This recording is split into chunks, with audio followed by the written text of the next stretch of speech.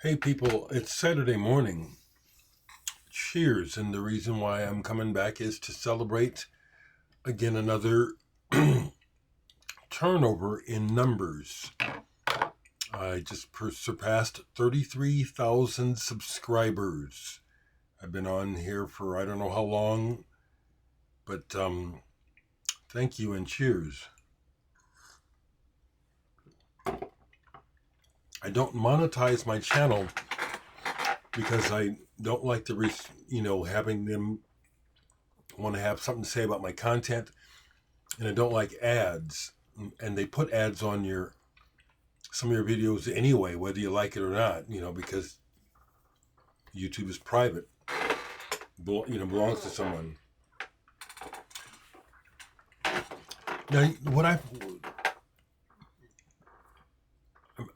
I like that I am not typical in that I never ask anyone to subscribe, and yet my numbers just keep going up.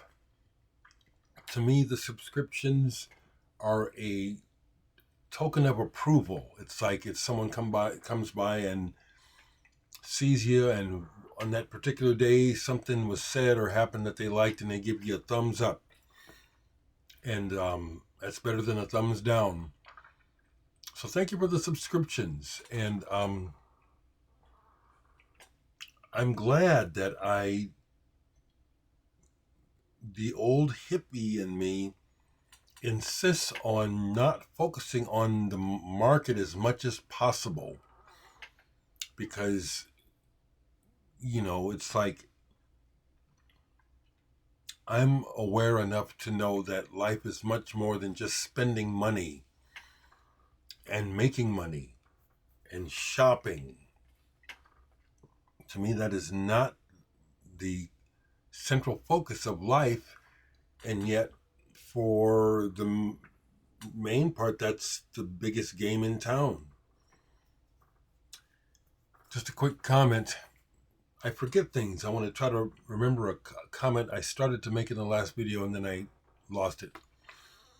But on the money thing, the auto place where I got my Carfix Brakes Plus, that's where I go because I don't know any mechanics except for the one that I used to know passed away.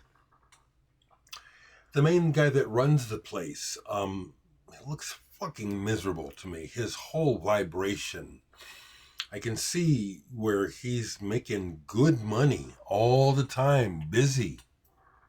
And I can see where that's his. I'm projecting now, but I can see it, I do feel it. And it's like I can see where it's coming off of him, how just miserable he actually is. Maybe that's the way it appears to me, and when he goes home, it's a different story, but I doubt it. A lot, especially people who run businesses, who are managers, who own their business, and if you're not in love with your business and you're tied to it because of the income alone, that's misery.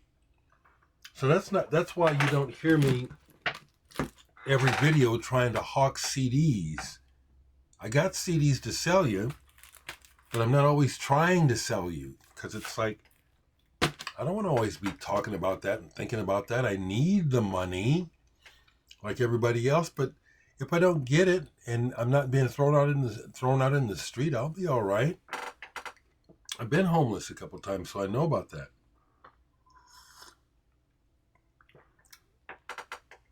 So thank you for freely subscribing and unsubscribing and doing whatever the hell you want when it comes to my channel. Same with the likes. If you like it, cool.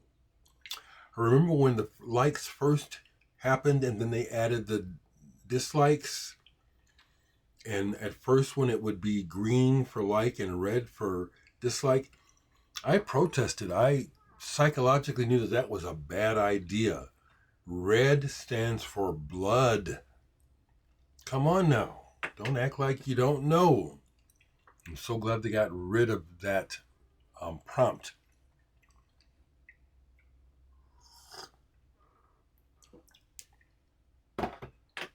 So, thank you again. So I was telling you in the last video that I had watched some documentaries, and the one about the resurgence of garage rock was the one that I wanted to refer to. Jay Retard was talking, he's dead already, but he was talking about, like, at 22, he was saying, this is it. This is what I know how to do. And then they asked him, well, how old do you feel?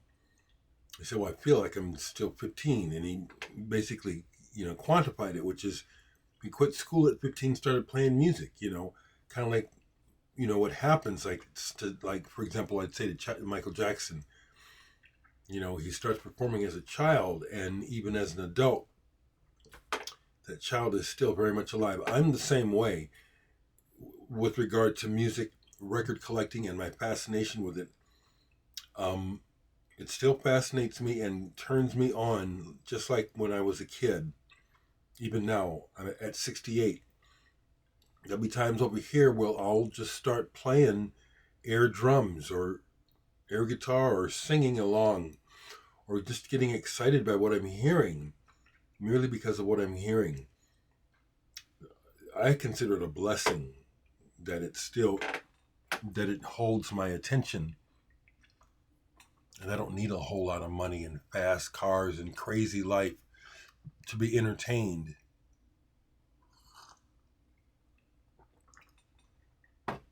Thank you, folks who bought the archive material.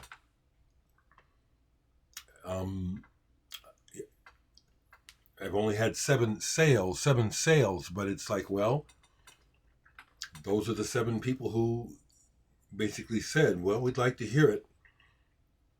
I think maybe more than 7 people said they'd like to hear this stuff, but I've only had 7 sales. So, but I feel blessed even then, because there's a lot of folks who put their music out and they don't even get one listen. And there's stuff that's been on the internet and out on record, cassette, whatever, for years. And it's only been heard by a handful, even less, people than the 7 that expressed interest in my archives. So I'm happy that anyone is hearing it. I would like to encourage, I'll leave the link. More of you folks interested in my old material. And it's the same body of material that this CD was compiled from. The World is Burning. I've told the story before, but Randy LeMasters, who has a record store in Pittsburgh, there he is, visiting me at my house years ago. Massive fan of my music. And he begged me to share with him my archives. So I did. So he's one person who's heard a lot of this material. And he chose some of his favorites from what I had shared with him. There's lots more. To Bluger, I probably don't have hardly any loops left because, and then the ones that I do have are probably actually on Bandcamp already. I don't have anything that is specifically hip-hop sounding. I just have shown myself in the past where I can loop and add parts. I'll give this, I don't mean to be completely dismissive of making beats. Some people were very good at it. It's just that I know how to do it too. Like, for example, after yesterday's video, I went back and watched the Souls of Mischief videos because I'd watched the documentary. And the beats that they choose, it's a nice variety, but the accents and the pushes and the things that they add, like the smacking sound and stuff, the way that it accents what's being said, that's talent. All of it's talent. Finding good beats to loop is a talent in and of itself. I just know that, I can play the beats. So that's the thing. I can play those beats. On the tracks on the archive that I just shared, there's several where I'm playing real drums. And if you actually listen to the tracks, you'll hear I can play I know how to drive the drums. I know how to play the guitar. I know how to play the bass. I know how to drive the bass. I know how to play guitar, rhythm well, keyboards. I can sing. That's why I'm solid in my opinion about music, because there's a lot of music that people share with me that they think is really good, and I can do better. That's not the point. Apparently, we like what we like. But as someone who can perform, who can play, it's like, well, it's like, yeah, this is. I hate flabby beats. And there's been some records recently where people, that was my issue. It's like, what the fuck is going on with these drums? Either play them or get the hell off the goddamn drums. And see, I learned that the hard way, the old school way. Oh, geez. Get your ass off them drums, boy. You can't play. I guess I better go in woodshed and get my shit together. And that's what I did. I don't have a drum set, but within a day, I could get some skills back. So like I say, 7 people bought the archive. Anybody else interested? I could use the little bit of change that I get off of those, okay? Thank you. So, in music, I discovered or found out yesterday through my usual time online that Ed Mann, who was with Frank Zappa for a while, percussionist, good percussionist, passed away on June 1st, 70 years old. Like I said, it's like people are dropping like flies, especially at our age. I'm not a movie buff, so people have been lamenting Donald Sutherland passing. Well, I noticed, but, again, I'm not a movie buff, so this is real good. So I played the whole thing. It's slightly Zappa in that these people know how to write. They can play really well. They keep it fresh and exciting. He's got people from the Zappa band on here, Chad Wackerman, the Fowler Brothers. This is real good. And rest in peace, Ed Mann. To go back to a recent musical gift, or if you wanted me to review him, he's got the review. He's on time. That Jeff Searle guy with the research. I played this yesterday. I had to put it on repeat. This shit is really good. Now, what it makes me realize is that there's a lot of tracks like this that I've never heard that are really good, that I would really like. Because this is, there's an element of house music to it, techno, but it ends up in this groove thing that the way that he can play also, he can play, I can hear his keyboard stuff. And the chords, some of it is a little bit reminiscent of Sakamoto and YMO. This is some good shit. Research. Jeff Searle. If you see this, my friend, thank you for sending that to me. I really like this stuff, and I haven't gone back and gotten deep into the other CDs you sent me, except for the Sandtech. I'm going to do it. Before I forget, I'm going to leave the link to this. If you like the archive that I just released and you don't have this, here's a physical CD that you can buy of that material. And when you buy it, I have to forward it to Pittsburgh because it comes from Randy's Alternative Music. I don't actually have copies of this to sell. I just have this one copy of mine. So James Chance of the Contortions and James White and the Blacks passed away recently. So I do have this, No New York. When it came out, like I said, I bought the singles on Z Records, and I bought this right away. So I put this on yesterday, and the Contortions tracks are killer. James Chance's energy and abandon to the moment is fantastic. So the contortions, when they get to Teenage Jesus, that's where you hear where they can't play, and it's just Lydia Lunch. She's a teenager. She's got something to say, and she wants to get it in your fucking face. And I recognize that, and I dig that. But musically, the contortions on here, that shit it's badass. The Mars and DNA, I didn't play that yesterday, but I remember that stuff. That stuff is good. Now here's something that you'll find interesting, maybe. I forget how many years ago it was, but I got to see the band Chic, Nile Rodgers and Chic. Through a friend, I got backstage band pass. I got to hang out with the band itself on the bus and in backstage, in their compound. And I forget the drummer's name, but the Chic's drummer, he's the one who's with them now, at one time was in James White and the Blacks. Blew my mind when I found that out talking to him.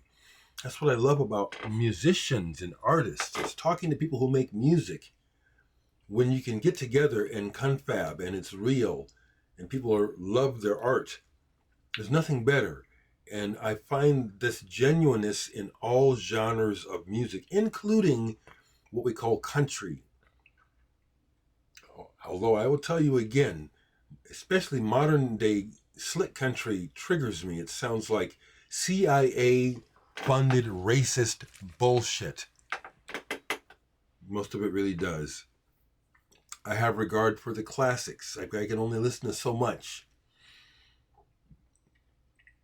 Marty Robbins was someone I liked. Webb Pierce when I was a kid. My grandpa listened to country music. Black people like country music. Yeah, we was cowboys. See, that's why I hate this racist fucking shit. It's bullshit. But, yeah, music. Lost my train of thought, I did. Coming off of that, sharing with you that, of all things, the connection between Chic, Nile Rodgers Band, and his current drummer. His current drummer used to be with James Chance, James White and the Blacks. Cool behind the scenes stuff that you would never know. So, I will wait and see if there's more interest, if I get more purchases of my archives. I have a lot more that I can share, but frankly, honestly, if only 5 or 6 people want to hear it, it's kind of like I'm going to wait, to post any more. Come on. Literally, seriously, come on. Listen to me. Buy my music. Help me recover from expenditures. Well, don't. So, comments. Sludge. Impressed with my collection. Yes, he was saying, I know nobody that likes to talk about music. Yeah, it's a pleasure when you find people who are enthusiastic about music, but Noah can talk somewhat knowledgeable about music. I love that. Here's a comment on the Richard Barbieri interview from 2022. And this is what I was talking about, when I was said I'm too nice. So this comment, it says, Richard seems like a nice guy. Sylvian, from what I can tell, is a bit of a prick. Well, I've never met David Sylvian, but I know someone who's friends with David Sylvian. And what I can share with you is this. That's what I was talking about. In order to get things done business-wise, in order to make the money flow, in order for that shit to happen, there's an aspect of you that can't be nice. You have to get things done. You have to get what you're wanting done. You have to get what you're trying to get. In order to do that, you have to set boundaries. You have to have a focus. And in many ways, you can't be nice. And I hate that. Damn it, I hate that about the world. That in order to get what you want materially, you have to be a prick. And David Sylvian was the leader of Japan. He was the focal point. And I can see where that would make him seem like a bit of a prick. I dare say that that's part of the reason why I have this ongoing fallout with the ex-singer of Digital Sex, is because as time went on, it appeared that he was the leader of the band. Well, he never was. I am, and I insist on that, and he don't like that, among other things. And I was leader of the music. That's why that music got made. But I acquiesced. It was a group. I shared. And by being nice, I got bit in the ass a few times.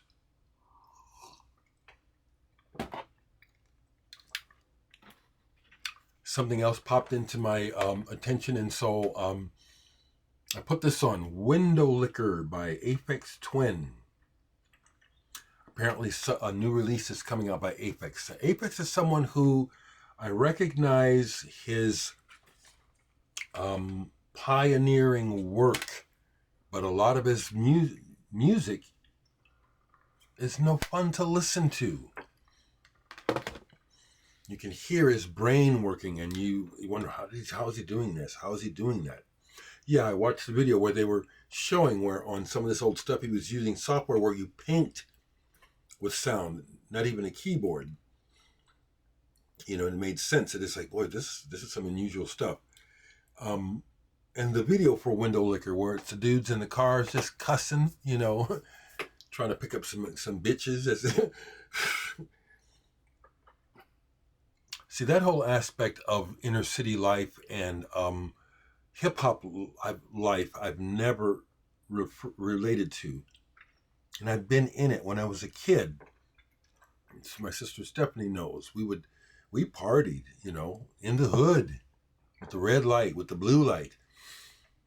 I've been to orgies. I end up getting stuck at orgies where I don't want to be here. You know what I'm saying?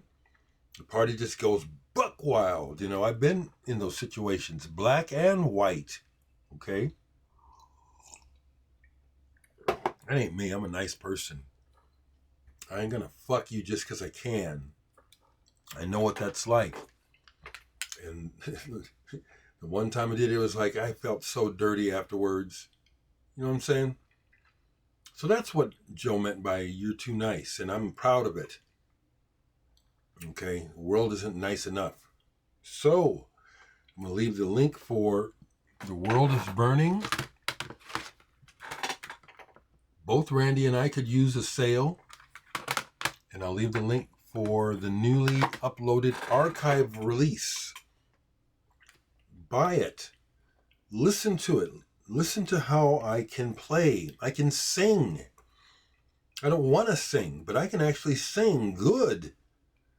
And if someone were to challenge me and said, well, I bet you can't do that soul stuff like growling and like you're in church. Oh, yes, I can. I was raised in the church. I was in the choir. And that's one of the reasons why I stopped singing, was because in the choir, the adults noticed I had an angelic voice. So they would put me up and make me do solos. Now that was nice, but afterwards wasn't nice when you have the pedophiles coming around trying to take advantage of you. I've been through it in the fucking church. The church is a hotbed of sexual abuse and just shitty behavior. So that's what I have to say I can do. Like if I could share my covers, I've done a Depeche Mode and Behind the Wheel. Sounds like Depeche Mode, but through me. I did a Zymox, Wire. I did a cover of I Should Have Known Better by Wire. I'd love to share that stuff, but what I'm saying is that I can play all this music, all the way into the jazz. I can play, okay? So if you send me something and it's subpar, or if it's just so-so, I'm going to say so because I know how to do it. Let me qualify that. Because I love punk and I love lo-fi. I can tell when there's when it's really sincere, or when it's like there's something here in the person and it comes through what they're doing. It's not just sloppy and crap. There's an essence of something going on here. I'm trying to think of someone. The guy that started the K label, Beat Happening. Yeah. When I saw them, it's like, well, this is really, really sloppy, but boy, does this have, this just hangs together right. That's an example, okay? Someone was asking me about the Velvet Underground. See, that's the thing about Velvet Underground.